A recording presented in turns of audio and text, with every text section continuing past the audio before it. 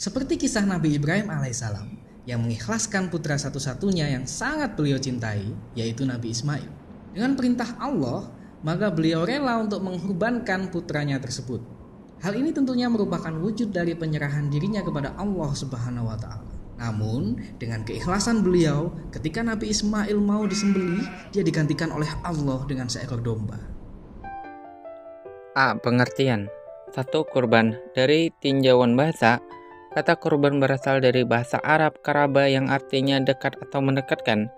Sedangkan menurut istilah, kurban artinya menyembelih binatang ternak yang telah memenuhi syarat pada hari yang ditentukan semata-mata untuk mendekatkan diri kepada Allah Subhanahu wa Ta'ala.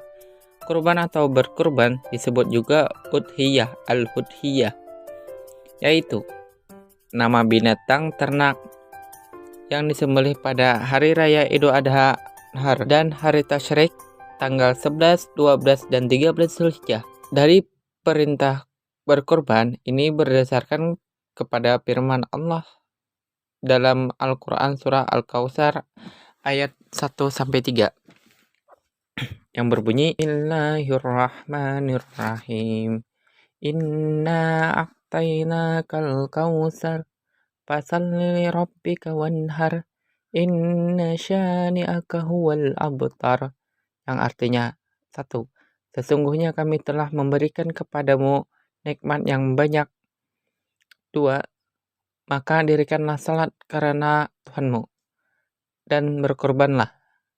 3. Sesungguhnya orang-orang yang membenci kamu dialah yang terputus. 2. Akikah. Berdasarkan tinjauan bahasa, akikah berasal dari kata ka yang artinya memotong atau menyembelih. Sedangkan menurut istilah syara, akikah adalah menyembelih seekor kambing pada hari ke-7, 14, atau 21 lahirnya seorang anak bersamaan dengan hari mencukur rambut anak yang baru lahir dan diberi nama. B. Hukumnya. 1. Kurban. Kurban hukumnya wajib bagi Rasulullah SAW dan sunnah muakkad bagi umat Islam yang mampu. Jenis hewan kurban adalah kambing, domba, dan biri-biri. Untuk 1 orang, kerbau, sapi, dan unta cukup untuk 7 orang. 2. Akikah. Akikah hukumnya sunnah muakkad bagi orang tua yang mampu sebelum anaknya balik. Adapun waktu yang utama adalah hari ke-7 kelahiran anaknya. Anak laki-laki 2 ekor dan anak perempuan 1 ekor kambing atau domba. C. Ketentuan hewan akikah dan kurban. Syarat-syarat sah hewan kurban adalah: A. Sehat. Hewan yang sakit seperti terkena kudis, kurap, atau penyakit lainnya tidak sah. B. Gemuk, tidak kurus kering.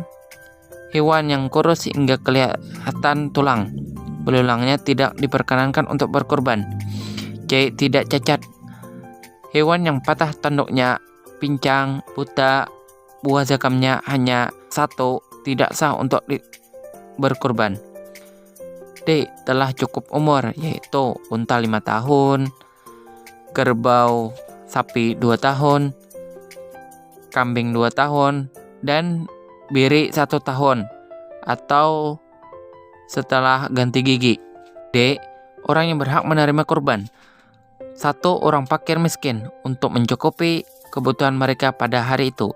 2. Diberikan oleh kerabat untuk menyambung silaturahim. 3. Diberikan oleh tetangga sebagai bantuan. 1/3 dimakan sendiri dan keluarga. 4. Pendistribusian daging kurban sebaiknya merupakan daging mentah, karena hak mereka daging tersebut akan dimakan. Catatan, baik akikah maupun kurban bila tidak nazar niatnya, yang berakikah ataupun yang berkurban boleh ikut memakan secukupnya, tidak lebih dari 1/3. Sedangkan kalau kita niatkan dinazarkan, maka tidak boleh mengambil bagian atau memakannya walaupun sekecil apapun. Hikmahnya. 1. Kurban. A. Menambah cintanya kepada Allah Subhanahu wa Ta'ala. B. Akan menambah keimanannya kepada Allah Subhanahu wa Ta'ala. C. Dengan berkurban berarti seorang telah bersyukur kepada Allah Subhanahu wa Ta'ala atas segala rahmat dan karunia-Nya yang telah dilimpahkan kepada dirinya. D. Dengan berkurban berarti seorang telah berbakti kepada orang lain, di mana tolong menolong, kasih mengasihi, dan rasa solidaritas dan toleransi memang dianjurkan oleh agama Islam. 2. Akikah. A. Sebagai tanda rasa syukur kita kepada Allah Subhanahu wa taala karena telah mengaruniakan sang anak. B. Untuk mengistiharkan kepada masyarakat umum tentang anugerah yang dikaruniakan oleh Allah Subhanahu wa taala. C. Untuk memuliakan kehidupan anak dengan perkara-perkara kebaikan. D. Mengeratkan hubungan silaturahim antara ahli-ahli masyarakat dengan keluarga yang dikaruniakan anak.